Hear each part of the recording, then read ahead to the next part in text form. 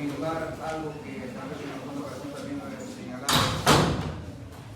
señalado de que en verdad nosotros nos movemos en un estado permanente de equilibrio, que es prácticamente la salud es un estado de equilibrio entre la posibilidad de enfermarnos y la de sanarnos, la de estar bien, la de estar normal. A pesar de que por si acaso el término de normalidad no se aplica necesariamente a la salud en términos científicos, ¿sí?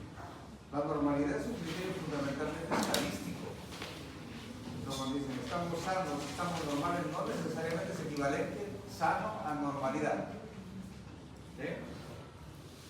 Por ejemplo, estadísticamente, si en los estudiantes de medicina, ahora un poco menos, pero antes eran casi exclusivamente varones. Poquísimas mujeres estudiaban medicina. Entonces, lo normal es que los estudiantes de medicina sean varones. Pero eso es patológico. No, así que no es lo mismo, no es sinónimo anormalidad con enfermedad o normalidad con estar sano. Es un criterio correctivo estadístico. Pero bueno, nosotros nos movemos casi siempre en un estado de equilibrio que es muy delicado, muy delicado. ¿Y dónde se traduce eso con mayor fidelidad? Es en la coagulación sanguínea. La sangre nuestra circula en estado fluido, y cualquier, digamos, anormalidad en este sentido de que se exponga el fluido sanguíneo a una superficie extraña a lo que es la vasculatura, inmediatamente desencadena el proceso de coagulación sanguínea. No puede ponerse en contacto ni siquiera con el aire ambiental, se coagula de inmediato. Y eso en muchos casos es inconveniente, pues, porque si ocurre una coagulación, por ejemplo, dentro del vaso sanguíneo por cualquier factor, por ejemplo, lo que ocurre en la aterosclerosis, no estoy diciendo arteriosclerosis, sino aterosclerosis, que consiste en que en el interior del vaso sanguíneo se forma una irregularidad. Cualquier irregularidad, jovencito, que ocurra dentro de la vasculatura es una anormalidad biológica y inmediatamente desencadena el proceso de coagulación sanguínea. En esa irregularidad, que puede ser, por ejemplo, un ateroma, una placa de ateromatosa, de colesterol triglicéridos, inmediatamente se adhieren ahí las plaquetas. Encuentran que los obstáculos se adhieran y se desencadena el proceso de coagulación interna. Pequeñísimo primero y luego se va creciendo hasta que puede obstruir la luz de ese vaso o desprenderse en fragmentos, y ese fragmento viaja empujado por el fluido, digamos, el impulso cardíaco, y siempre va a llegar a un lugar donde el vaso sanguíneo se va angostando cada vez más y más hasta convertirse en capilares, ¿no? Y lo va a obstruir. Una vez que lo obstruye, viene el desastre, que fundamentalmente, digamos de manera grave, puede terminar con la vida del paciente mediante el famoso infarto. El infarto es la muerte tisular, muerte del tejido que perdió riego sanguíneo por obstrucción vascular. Entonces, cuando hay un infarto cardíaco, significa que las arterias coronarias que le dan la sangre al propio corazón, el corazón se bombea sangre a él mediante las arterias coronarias. Si estas se obstruyen, la parte que debe ser irrigada por esa arteria obstruida muere. No más de 3 minutos puede tolerar y irremediablemente muere el tejido. Ese es el infarto de miocardio. Si es a nivel cerebral, infarto cerebral, pulmonar, incluso infarto mesentérico. Así que, entonces, los infartos son consecuencia de la obstrucción brusca y gradual de un vaso arteriolar o arterial, y que hace que la zona distal del tejido pierda oxígeno y nutrientes y por lo tanto muere. Bien, entonces, ¿qué ha ocurrido ahí previamente? Una coagulación anormal. Bueno, ¿qué dice el texto acá? El sistema de coagulación permite mantener en equilibrio los factores que promueven el sangrado y aquellos que lo inhiben. Ahí participan elementos celulares, humorales, tisulares, de todo. Y cuando entendemos esto, el aspecto fisiológico, particularmente la fisiopatología, inmediatamente podemos también tener criterios para saber qué hacer, cómo manejarlo, cómo tratarlo.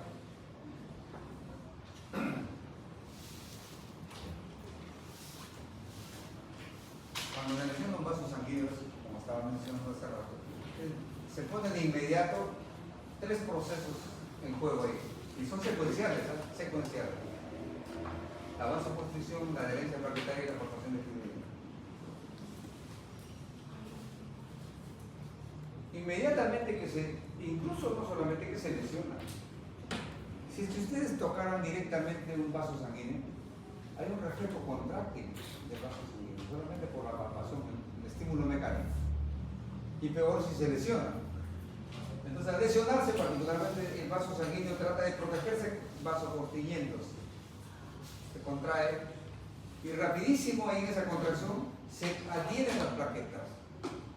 Se desencadena la adherencia plaquetaria y se desencadenan los factores de coagulación que vamos a señalar por ahí y se forma la fibrina. El fibrinogen se convierte en fibrina, se convierte en una red, se establece una red donde se siguen acumulando las plaquetas y se forma el coágulo definitivo que llega a veces, como repito, a obstruir el vaso sanguíneo. Entonces hay obviamente una isquemia vascular, una lesión del vaso sanguíneo, se expone el subendotelio y ahí las plaquetas se adhieren, se liberan, se agregan, forman el tapón plaquetario y se establece la red de fibrina. Pero ¿debe quedarse el coágulo ahí? No. Mientras no permita que fluya la sangre al exterior, está cumpliendo un rol fundamental. Pero si se queda ahí, ahí viene el riesgo de que se pueda desprender y ocurrir los fenómenos tromboembólicos. Entonces tiene que desencadenarse otro proceso que es la fibrinolisis. Eso es lo que restablece la normalidad. Muy bien. Ahí, solamente para recordar, porque eso yo supongo, sé, pero en fisiología les hayan referido, los factores de coagulación sanguínea. ¿Se acuerdan si en fisiología les dijeron que los factores de coagulación eran 13 o 14? ¿O no les dijeron? 13. Porque hay textos incluso de medicina que hablan de 14 factores. ¿Y a quién considera que el 14 factores? A la vitamina K.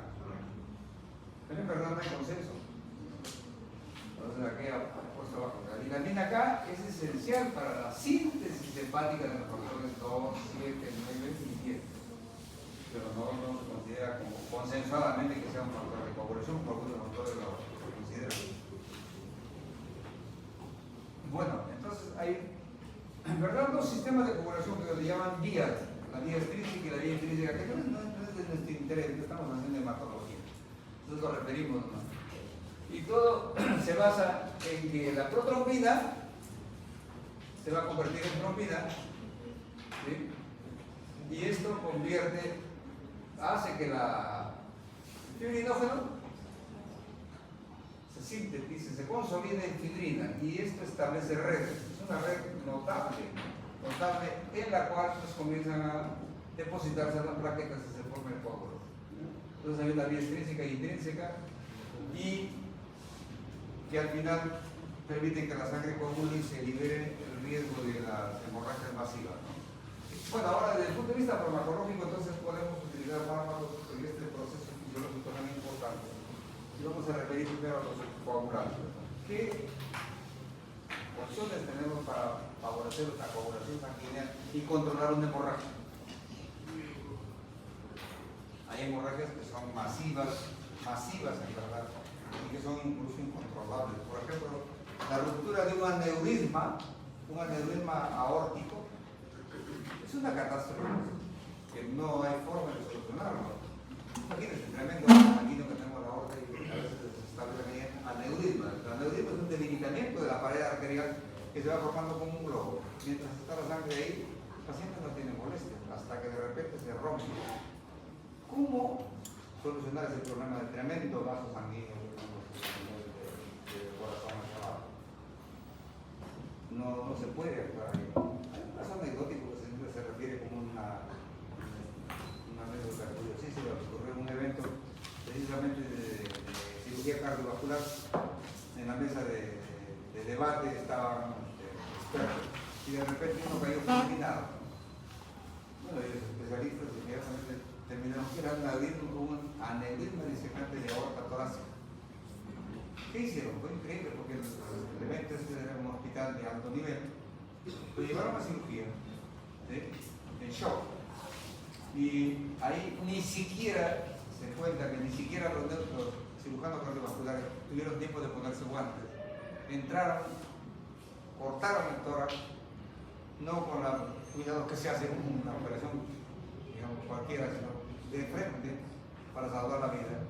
Y encontraron que la sangre salía por botones. ¿Qué hicieron? Con la mano, mientras iba preparando el quirófano, con la mano, bueno, uno de ellos metió la mano al tórax y cogió la aorta así, la cogió y la tuvo, al menos tratando de minimizar el riesgo sanguíneo. Y logramos salvar la vida de ese paciente. Eso es un hecho heroico, extraordinario.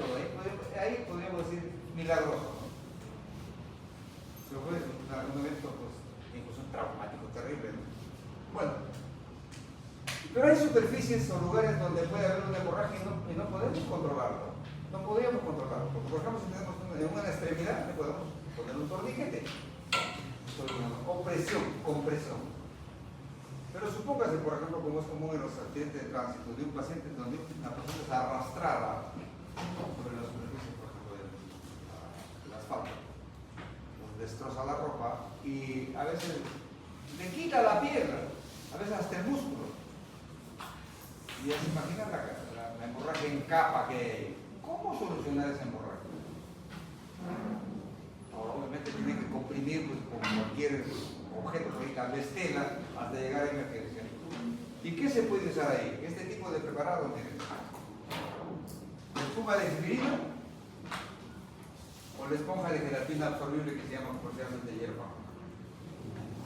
Son así láminas de tejido orgánico. Acá, el plasma de bovino y el de colágeno de hueso de vacuno, que es lo mismo vacuno que bovino, ¿no? ¿Sí? ¿Vacuno que bovino es lo mismo? Sí. ¿No? ¿No? ¿Seguro que no? A ver, no lo confunden con bovino. Bovino sí es diferente. Bovino es la oveja, bovino son las vacas, como todos. A ver, esta chica está buscando un bovino por acá. ¿Qué tienes en tu manita?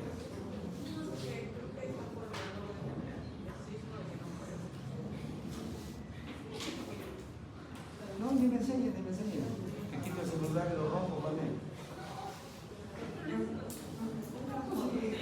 No tiene justificación, por favor.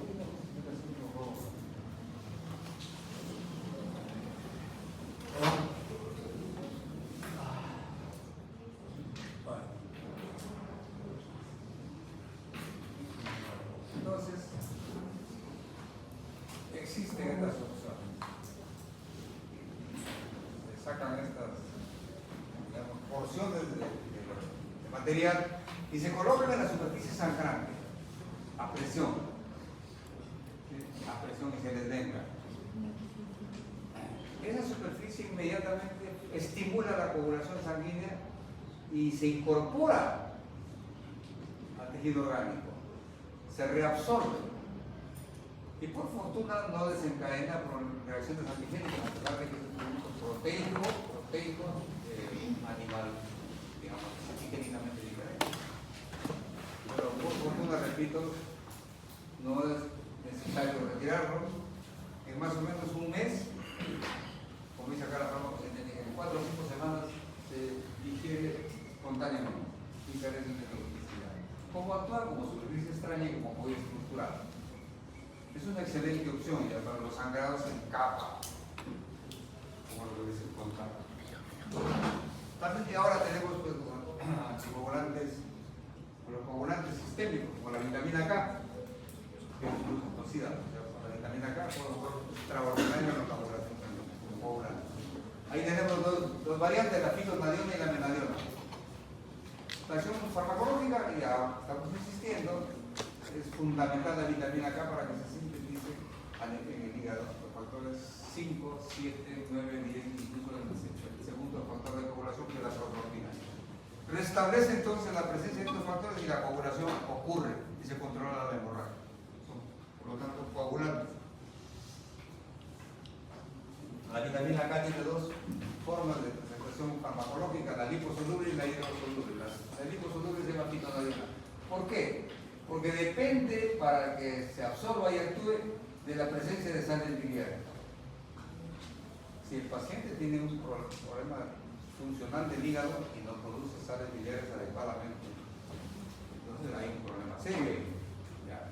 Y no se va a poder usar. Entonces pasamos a la vitamina K hidrosoluble, que es el menadol difosfato disódico, no requiere sales biliares y se puede usar incluso por vía intramuscular y subcutánea.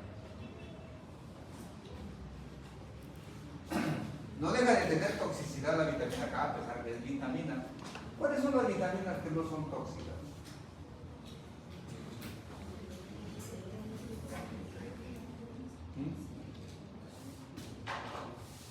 Me están preocupando ustedes, ¿verdad? Esto deberían responder de inmediato por un conocimiento de elementales. Hay dos tipos de vitaminas por su naturaleza química, las hidrosolubles y las liposolubles. ¿Cuáles son generalmente no tóxicas? Las hidrosolubles, por favor, donde está la vitamina K, perdón, la vitamina C, el prototipo de vitamina no tóxica. Por lo tanto, podemos ingerir la cantidad que queramos y no nos va a daño.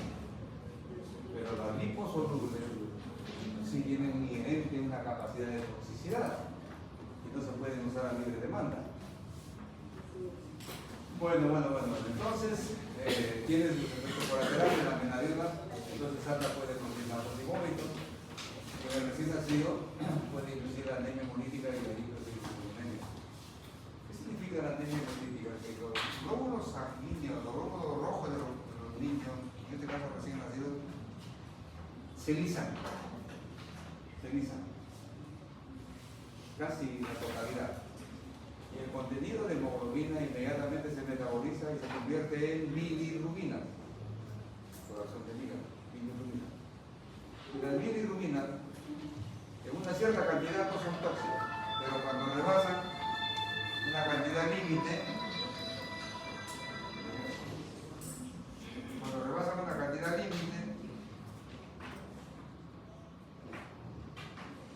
son neurotóxicas las bilirrubinas. Producen convulsiones y colapso cerebral, muerte del niño. Así que hay un límite permitido de bilirrubinas. Por si acaso el tratamiento ideal para ese problema es un fármaco que es el fenobarbital, que es de los barbitúricos. Es un uso muy particular del fenobarbital que puede controlar esa lesión de ganglios basales cerebrales por bilirrubinas aumentadas. La citonadiona, que es proteína parenteral, puede incluso desencadenar shock anafiláctico. No sé qué es esta cosa. En espiras nuevas.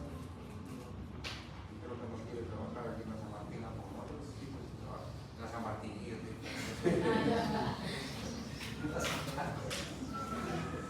Shock anafiláctico puede llevar. Usos en la hipertrombinemia, la mala absorción, sobre la explicación por cubarínicos y por diversos de la recién nacido. La mala absorción, por si acaso, es una enfermedad que ya no es común, pero antes era notablemente, digamos, particular porque producía una especie de epidemias, especialmente en aquellos sitios donde había enfermedades tropicales, parásitos múltiples, etc. Y también esto puede ocurrir en la reflexión intestinal amplia. Hay pacientes a los cuales obligadamente, por ejemplo, un infarto mesentérico, se tienen que cortar, extraer metros de intestino. O por procesos, por ejemplo, hemorrágicos o cancerígenos metastásicos. Y dan como consecuencia adicional estos problemas de coagulación sanguínea. Tenemos también el fibrinógeno humano, que se obtiene del plasma humano. Ahí el plasma humano ahí donan sangre, el plasma, o de la sangre se extrae el plasma, y de ahí se extrae el fibrinógeno humano. Y se usan en estos cuadros que son aparatosos. Estos cuadros son tremendamente aparatosos y generalmente mortales. Y particularmente la afibrinogenia adquirida ocurre en el trabajo del parto, en el postparto. Y a propósito, me detengo un poquito aquí, porque siento que esto es necesario decir, especialmente a los jóvenes, que por si acaso, el embarazo, la gestación, es un riesgo de vida.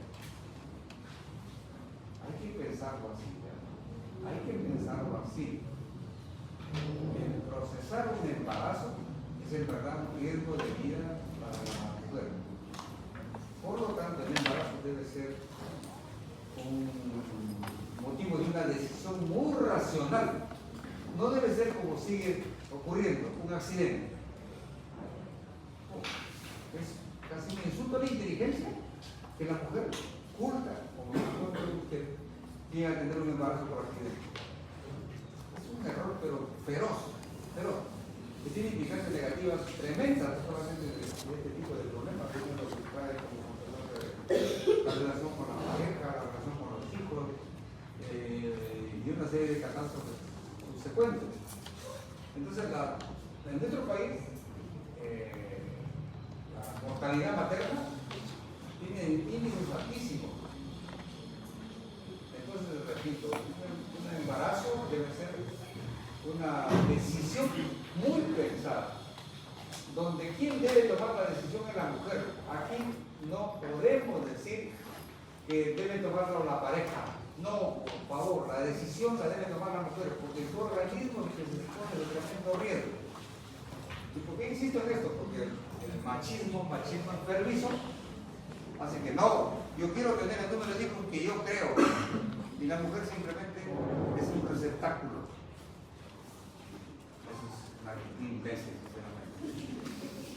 Entonces, por favor, yo les trato de aclarar el tema, ojalá, y de que si hay un embarazo de por medio que están programando, pues sea una decisión muy racional. ¿Sí? Así que, por favor, bueno, paremos ahí. Los antiheparínicos, por ejemplo, si uno sabe heparina, para evitar una hemorragia, podemos llevarlo al otro extremo, que es el proceso de coagulación sanguínea. Y ahí el antídoto es el sulfato de protamina. Si la heparina está produciendo un proceso, digamos, hemorrágico, la heparina lo controla dramáticamente, ¿sí? Es el antídoto de la heparina. Entonces ahí tenemos los anticoagulantes. Tenemos dos tipos, los anticoagulantes orales y los que pueden usarse por vía parenteral. Los anticoagulantes orales son un grupo especial que se llama cumarínico. En cambio, la heparina tiene dos formas de presentación que lo vamos a detallar ahorita: la heparina tradicional y la heparina fraccionada. Vamos a reiterar esto. Ahora, ustedes saben que uno de los procesos terapéuticos muy comunes y muy usados en la patología es la transfusión sanguínea, ¿no? Y la transfusión sanguínea por decirlo salva vidas, ¿no? Y qué desgracia que haya aspectos ideológicos, religiosos, que se oponen a una verdad científica. No es posible a veces aceptar que haya mentes tan obtusas como por ejemplo tienen los testigos de Jehová, de manera pues más torpe no puede haber que se opone solamente por mandatos, según ellos bíblicos, que dicen que Dios no debe permitir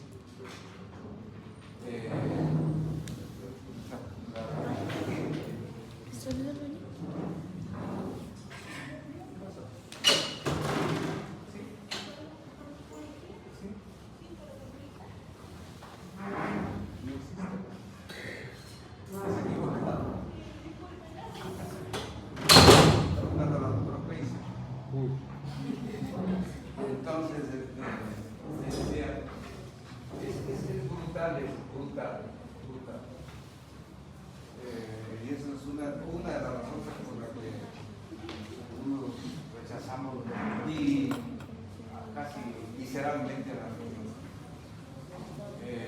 Yo he leído la Biblia y varias veces, y no hay ninguna parte literal de la Biblia donde diga que Dios impide la transfusión sanguínea. ¿Por qué? Porque en épocas bíblicas ni siquiera tenían idea de que había que transfundir sangre.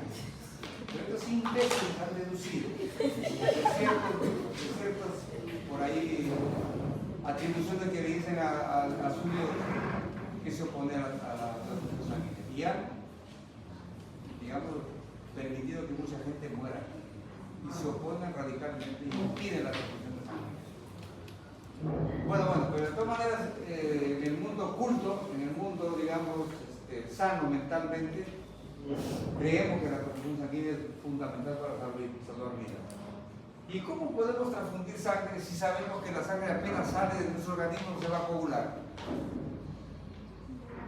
Tenemos que impedir que esa sangre que va a transfundir se coagule.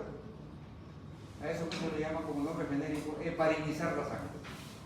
Se puede emplear heparina, pero no es tan, digamos, tan sano usar sangre heparinizada porque se puede provocar sangrados en el paciente. Esa sangre está anticoagulada. Entonces, ¿qué se hace ahí? Se usan anticoagulantes in vitro, como el oxalato de potasio y el citrato de sodio, particularmente el citrato de sodio que se emplea más. Esto viene ya en las bolsas de transfusión sanguínea, no sé si han visto ustedes, o ya van a ver. Las bolsas de transfusión sanguínea son un polietileno especial que tiene un determinado volumen, no recuerdo si es 100 o 200 centímetros cúbicos de oxalato de citrato de sodio. Parece un suero fisiológico ahí. Entonces la sangre se recibe de esa bolsa, se mezcla con citrato de sodio. El citrato de sodio captura el calcio e impide que el calcio coagule la sangre. Así que es sangre fluida y se puede transplantar hasta transfundir a un paciente que está necesitando. Pero ojo, fíjense ustedes, es terrible. En muchos casos, por la urgencia de solucionar el problema agudo del paciente, que a lo mejor está perdiendo demasiada sangre, se le transfunde con tanta velocidad el citrato de sodio o la sangre que está, digamos, anticoagulada con citrato de sodio, y la captura, el secuestro del calcio es tan universal que el paciente puede entrar en estado de hipocalcemia y hace procesos tetánicos, convulsivos, que pueden incluso ser fatales. Hay que tener muchísimo cuidado con la velocidad de transfusión sanguínea.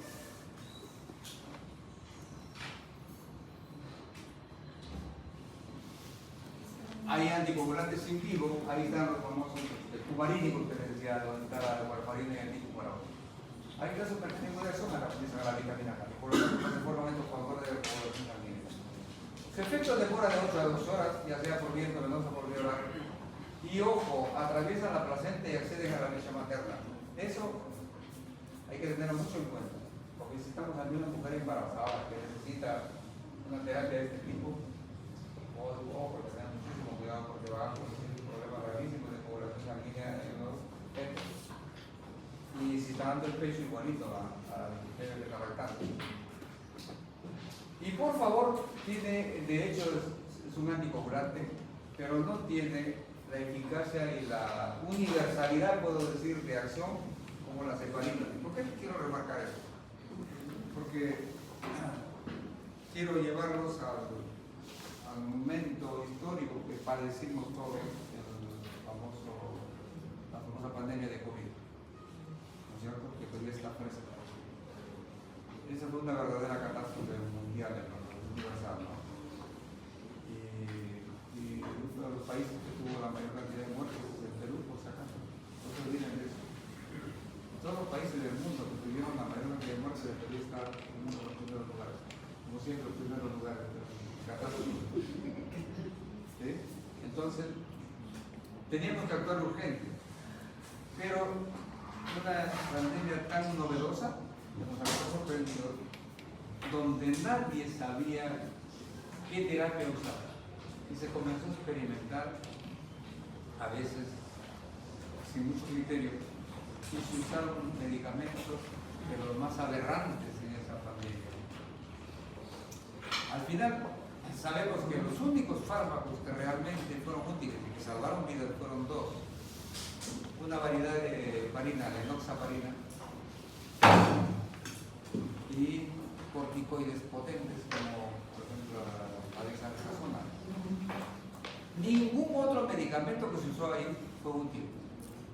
Y hubieron sustancias que se usaron escandalosamente. Este, por ejemplo. tiene actividad anticoagulante y el problema del COVID era un problema serio de coagulación sanguínea diseminada. Pero el único fármaco que realmente lo controlaba era la heparina, no los coagulantes orales. Pero hubo un médico, a eso que aprovechando su popularidad, porque fue cantante reconocido que en los años anteriores, ustedes ni tienen idea de eso, Armando Macé, tenía un programa en la exitosa cadena televisiva de Lima, es una red nacional. Y ahí todos los días este sujeto ladraba. Y según su experiencia, ahí viene el detalle, mi experiencia, se sienten autoridades, invocan a su experiencia y quieren que se tome en cuenta su experiencia. Jovencito, la experiencia individual no sirve para nada. La experiencia compartida, consensuada, esa es la verdad científica. Yo puedo tener una experiencia en mis 4 gatos de pacientes que tengo en mi casuística y no porque me va bien con ellos puedo decir, hagan ustedes lo mismo. No.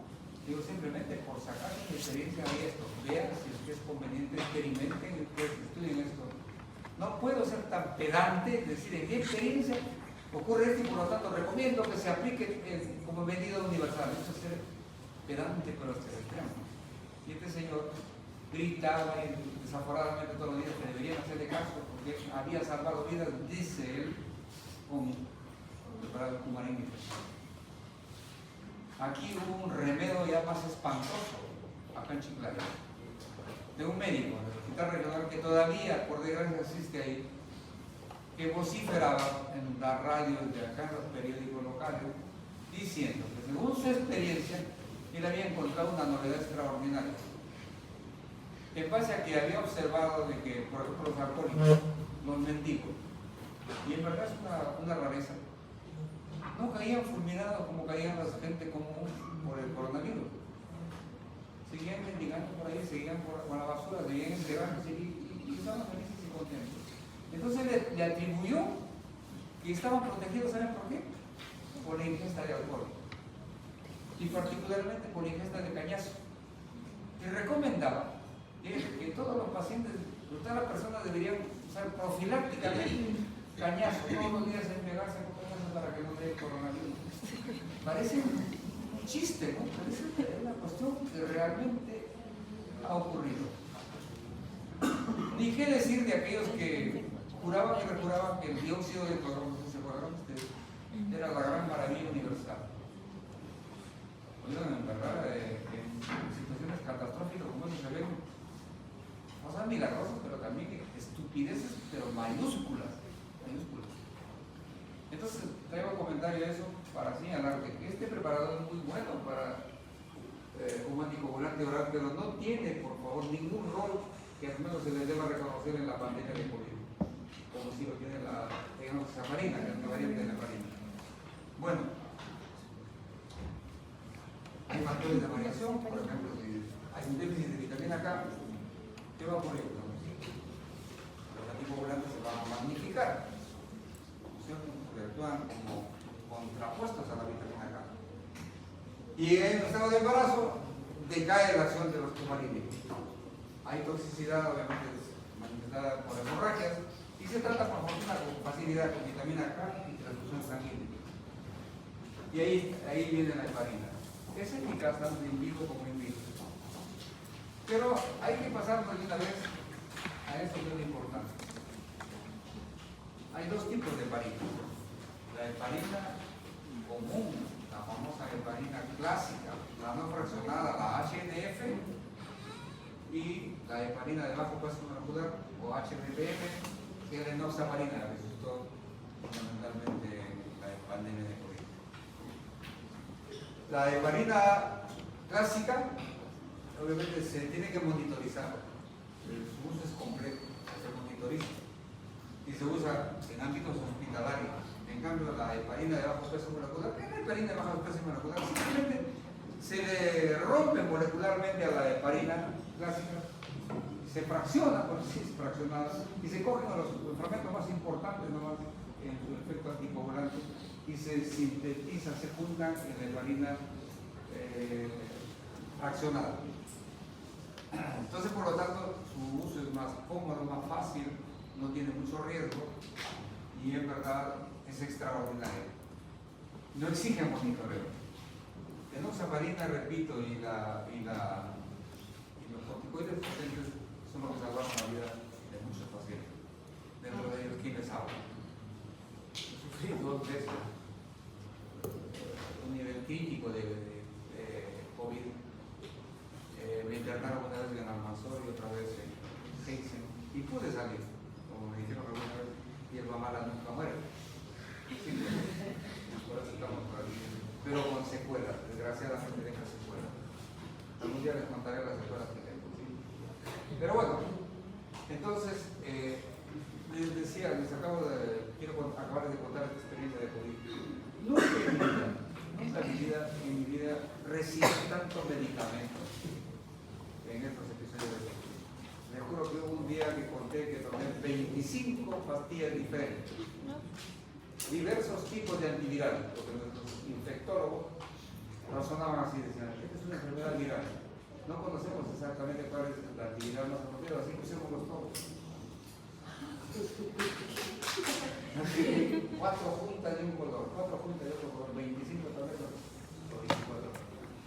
Recibí como 30 citromicinas y la dosis máxima de 5 tabletas en el tratamiento único. La citromicina. ¿Y qué es la citromicina? Un antibiótico, antibacteriano, pero se usaba en la pandemia de COVID porque alguien dijo por ahí que tenía una propiedad antiinflamatoria notable. Como COVID es fundamentalmente una enfermedad inflamatoria gravísima, se usó la citromicina. Recibimos antimaláricos, porque a alguien se le ocurrió decir que vio de experiencia en el Asia cuando habían utilizado antimaláricos y habían respondido bien los pacientes. Cloroquina. Bueno, cargato. ¿Y cómo estábamos? Que a las fiestas podíamos respirar, ni siquiera podíamos protestar por lo que nos dábamos. Fue una experiencia cruel, sinceramente cruel, traumática. Bueno, hagamos de aquí. Antitrombóticos. ¿Qué podemos hacer cuando tenemos un riesgo? Sabemos que hay un riesgo de que se pueda formar un trombo en cualquier momento. Evitar que las plaquetas se hieran. Y ya sabemos, eso ya lo estamos reiterando N veces, que el fármaco que tradicionalmente se usa para eso es el ácido acetilsalicílico. Ya saben, por si acaso, que el esquema de tratamiento es diferentísimo. No se usa como AINE, sino como antiagregante plaquetario. La dosis es mínima y la administración es simplemente una sola vez al día. ¿Estamos? Muy bien, pero hay otros como el dipyridamol, el clopidogrel, clorfibrato de estrano. Este un dato que quiero dar es como novedad, anótenlo. Los estudios últimos que hay, que se han hecho para seguir validando el uso del ácido acetilsalicílico como antiagregante plaquetario están siendo puestos en duda. ¿Ya? Y hay por ahí algunas experiencias que indican que en verdad todo lo que se dijo que prevenía la formación de trombo, de coágulos y de infarto no es tanto así. Eso no se ha confirmado todavía, pero ya cuando menos hay la alerta de que a lo mejor nos estamos equivocando. Muy bien. Para eso me están proponiendo algunos, que mientras se aclara esto, pero si a lo mejor se dice que sí, se confirma que son útiles, no lo podemos retirar tan rápidamente. ¿Qué están proponiendo? Que se combine ácido acetilsalicílico y clopidogrel. Esa dupla de todas maneras aseguraría la prevención de la formación de trombo en estos pacientes, particularmente los cardiópatas. ¿Por qué? Porque creo que hay que reiterar. Todo paciente que ha sufrido un infarto de miocardio, todo paciente que tiene angina de pecho, todo paciente diabético, todo paciente dislipidémico recibe obligatoriamente dosis pequeñas de ácido acetilsalicílico de por vida. Es un estándar mundial eso, como se llama. Bien, ahora tenemos los trombos que por ahí pueden estar ocurriendo y estamos tratando de evitarlos. Pero ¿qué haríamos si en caso ya se formó un trombo? Tenemos una última opción, usar trombolítico. Y por fortuna hay ahí algunos preparados que son, en verdad, bastante útiles. Pero quiero que sepan que esta es una medida de las más heroicas que hay.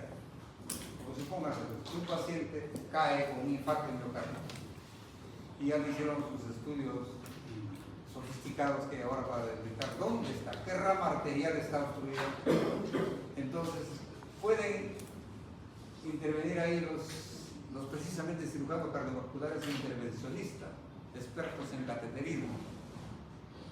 Estos colegas son tan especializados que tienen vías de abordaje, que generalmente son, por ejemplo, las venas de los miembros inferiores o de los miembros superiores, que ingresan por ahí y con guías especiales van ascendiendo y llegan a los vasos coronarios incluso. Es una especialidad muy técnica, en verdad, requiere mucho entrenamiento. Llegan al vaso coronario afectado y llegan al punto de la obstrucción. ¿Qué hacen ahí? Ahí justo en el sitio liberan el fármaco, la streptokinasa o la urokinasa. Y esta sustancia es tan potente que abre camino, rompe el obstáculo y permite el flujo sanguíneo. Se resuelve el problema. Pero imagínense, para eso hay que llegar en el momento oportuno, que es un minuto nomás, y procurar actuar con mucha pericia. Pero sí ocurre que hay expertos extraordinariamente hábiles para esto. ¿Y cómo se descubre estos preparados, particularmente la streptokinasa? Miren, ¿de dónde deriva streptokinasa? ¿Qué les hace pensar? ¿De dónde se extrae eso? O acierten en una, así que no puede. Estamos diciendo estrepto, ¿a qué nos estamos refiriendo? Estrepto.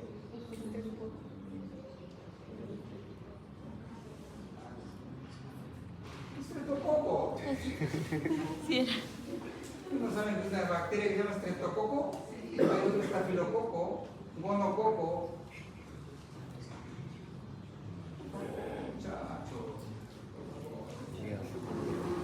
El estreptococo, particularmente el vete político, es un germen feroz que produce una serie de enzimas, entre ellos la streptokinasa, que le permite penetrar en los tejidos, invade con mucha potencia y habilidad cualquier tejido orgánico y lo infecta.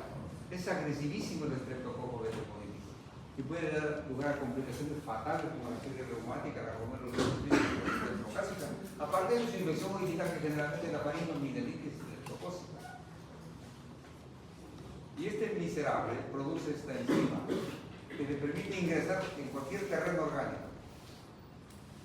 Entonces se aisló esa enzima del germen y se le utiliza para esto. Poderoso. Nuestro organismo, jóvenes, produce sustancias pero increíblemente potentes.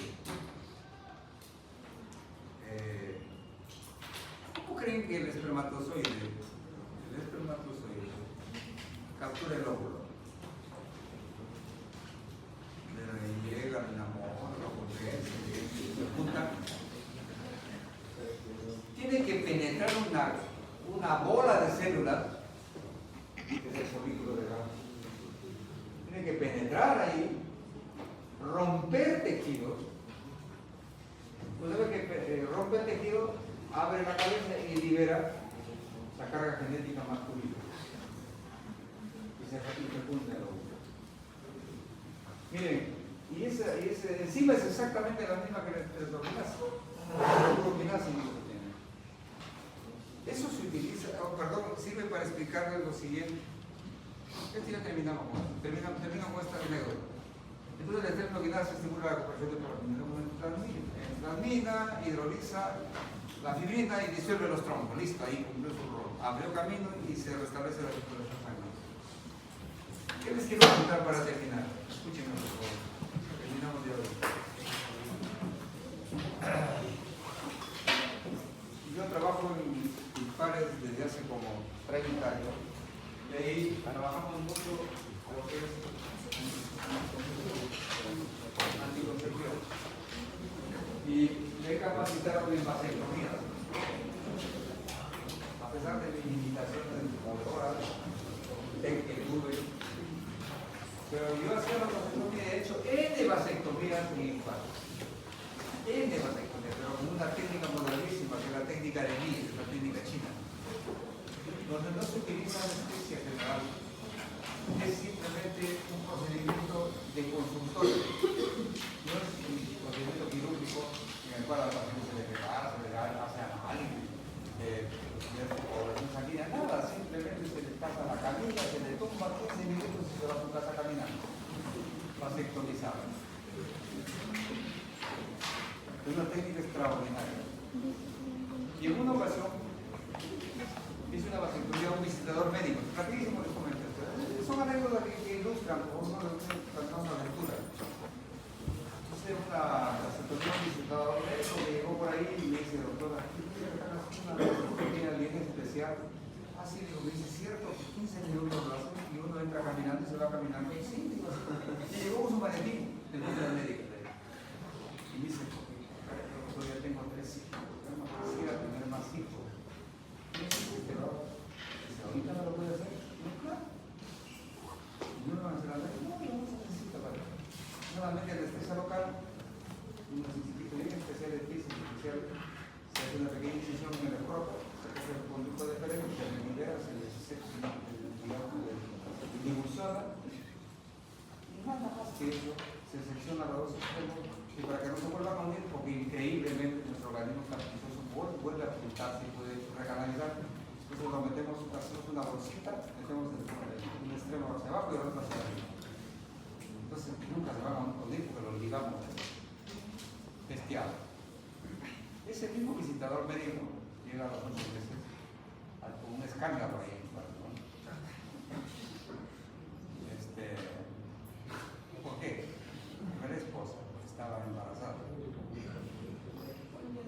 Y me llegó feroz cuando dice, doctor, a mí no me lo van a hacer. Usted sabe que yo soy visitador, me voy 15 días, un mes, regreso a mi casa.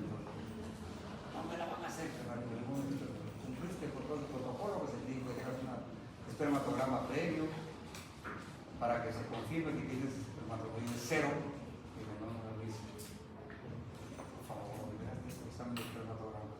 El espermatograma arrojó millones de espermatozoides. Tuve una sensación casi de suicidio porque dije, fracasé, maldita sea, primera vez que me muero. Solo me deprimí brutalmente. Y por coincidencia, había llegado el urólogo que me capacitó, que era mi padre mismo, un excelente colega. Yo le digo, mira, eso es posible, suele ocurrir. Y yo, pues quiero que intervenimos de nuevo ahorita. Y le dije, pues ya, y una vez, quiero que me aseguren que esté 0 balas. Y intervenimos, oigan, miren lo que es el organismo de caprichoso para convulsionar. El dibujo esto. No me he traído un la parte en que había yo dejado el extremo proximal del conducto de frente estaba hacia arriba, estaba tal como lo había dejado, y la otra parte estaba abajo. Digamos abajo, así no hay ninguna, no se han juntado de oro. ¿Saben qué le ocurrió? Que en donde los espermatozoides seguían produciéndose, entonces llegan a la zona donde está ligada y se acumulan ahí. Y por lo tanto se lisan los espermatozoides. Mueren, tienen que morir. Y en la cabeza del espermatozoide, ¿qué hay? Hialuronidasa, enzimas del mismo tipo de la estreptoquinasa, de la uroquinasa, con una potente actividad que destruye el tejido orgánico.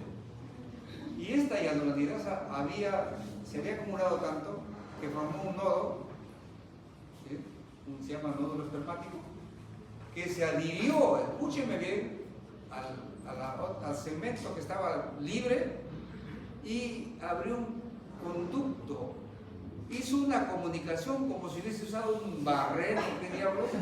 Hizo un conducto y comenzó a pasar por ahí. Miren lo que es la naturaleza. Fíjense en esto, este detalle es obviamente extraordinario, que nos indica que la naturaleza es impredecible. O sea, yo no había fallado, sinceramente, me puse feliz, no había fallado. Era la naturaleza que lo había castigado al pobre verdad era su hijo. O sea, al final nos emborrachamos los tres. El urologo y les habla, y el visitador médico felicísimo y lloraba, yo maldita sea, he insultado a mi mujer, casi lo mataba, le pegaba, pero miren estas anécdotas, para que vean el poder de las enzimas que tenemos en nuestro organismo, de una capacidad extraordinaria de debridar tejidos y establecer canales. ¿Qué será? Pues el demonio, ¿no? Bravo.